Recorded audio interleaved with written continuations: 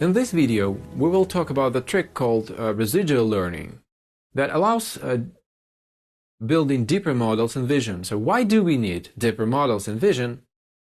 Presumably because the practice shows that they achieve probably better results in visual recognition. The motivation for this and the reason for having a deeper model is that depth of internal representation is able to capture the hierarchy of functions that exist in the real world. Throughout the years, models with more depth have achieved greater success both in ImageNet large-scale visual recognition challenge and have achieved significant depth from 8 layers to 20 and even more. Residual learning allows stacking more layers without any significant loss in performance.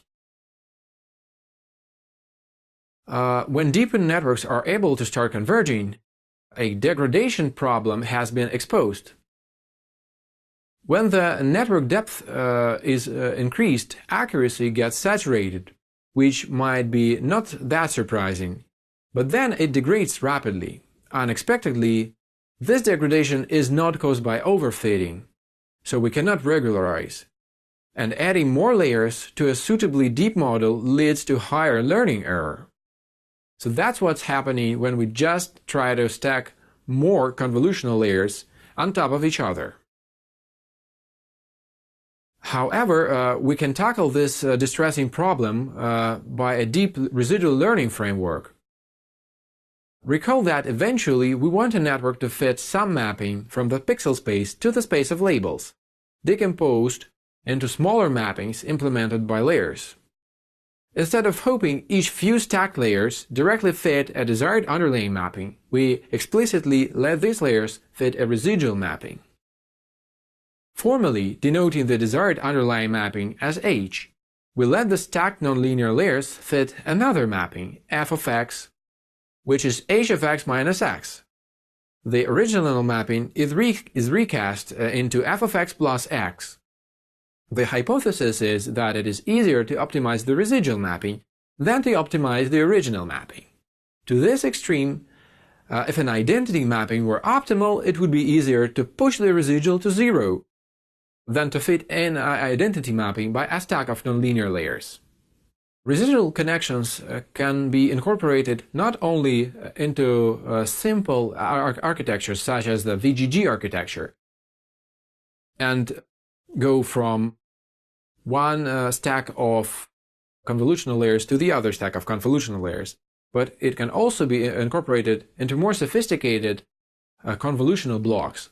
One example is the inception architecture that consists of such blocks, and it has been shown to achieve very good performance at relatively low computational cost. The introduction of residual connections in conjunction with a more traditional architecture has yielded state-of-the-art performance in the 2015 large-scale visual recognition challenge. Its performance was similar to the latest generation Inception v3 framework network. This raises the question of whether there really are any benefit in combining the inception architecture with residual connection. In fact, there are. When the residual connections were introduced in connection with Inception v4, it has yielded a new state-of-the-art in the next year, in 2016, large-scale visual recognition challenge.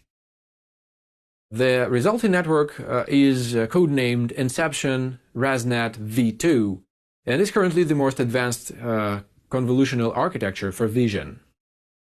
In fact, there are more advanced architectures for vision that people have been looking at. If we look, for example, at the mathematical expressions for convolution and p-norm subsampling, which is max pooling effectively for p equal infinity, we will see that their mathematical expressions are effectively equivalent. One can therefore ask the question whether and why any special layers such as max pooling really need to be introduced into the network in the first place. Well, a complete answer of this question is not easy to give. Nevertheless, we assume that, in general, there exist three possible explanations why pooling can help in CNNs. The first is that p-norm is capable of making the representation in a convolutional neural network more invariant. The second possibility is that the spatial dimensionality reduction performed by pooling makes covering larger parts of the input in higher layers possible. And the third possible explanation is the feature-wise nature of the pooling operation, as opposed to convolutional layers where features get mixed, could make optimization easier. A research has been conducted and where the authors sought to replace the max pooling with a convolution of a stride greater than 1. It turned out that removing any complicated activations, response normalization, and max pooling resulted in a convolutional architecture that was just as effective as the traditional architecture such as ResNet that extensively used max pooling after each convolutional layer.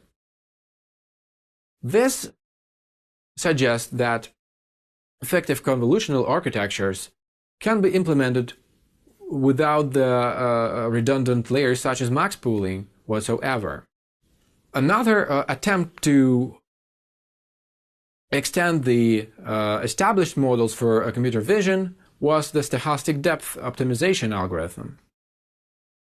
Deep networks with stochastic depth is a novel training algorithm that is based on the seemingly contradictory insight that ideally we would like to have a deep network during testing because it would perform better, but a short network during training because it would train faster and better and be less prone to the vanishing gradients problem during both forward and backward directions of computation. Therefore, we can create a deep residual network that would have as much as 1,000 layers, which would mean enough capacity for fitting arbitrarily complex functions. But then, during training, we would remove randomly 1/4 of its layers independently for each mini-batch of training examples. That would give us a lower expected depth of the network during training. And eventually, consequently, we will get a 25% training speedup and 25 relative improvement in error rate, as was shown in experiments. This feature makes the stochastic depth learning procedure suitable for deep networks with extremely large number of layers, such as a 1,000-layer ResNet. In fact, convolutional networks can be substantially deeper, more accurate, and more efficient to train if they contain shorter connections between layers close to the input and those close to the output. Dense convolutional network, or DenseNet, connects each layer to every other layer in a feed-forward fashion. Whereas traditional convolutional networks with L layers have L connections, one between each layer and its subsequent layer, DenseNet has L times L plus 1 divided by 2 direct connections between each and every layer in the network.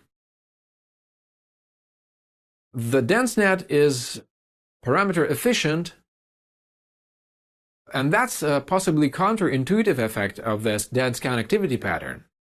In fact, it requires fewer parameters than traditional convolutional networks, as there is no need to relearn redundant feature maps. In fact, the depth of each convolutional feature map is as low as 12, added to the previous feature maps. And besides better parameter efficiency, one big advantage of DenseNet is their improved flow of information and gradients throughout the network, which makes them easy to train. To summarize this fragment, residual connections help backpropagate errors in very deep networks, leading to better generalization. Some research has shown that, in fact, we don't really need the pooling or max pooling operations in a network if we switch the stride of the convolutional layer to be greater than 1. So max pooling does not always improve performance of convolutional neural networks. We could use procedures such as stochastic depth to train very deep networks, because the network expected depth reduces during training while maintaining the full depth at inference. Such connectivity patterns as those introduced by a DepthNet network is one possibility to build parameter-efficient architectures for recognition while maintaining or even improving accuracy and training speed.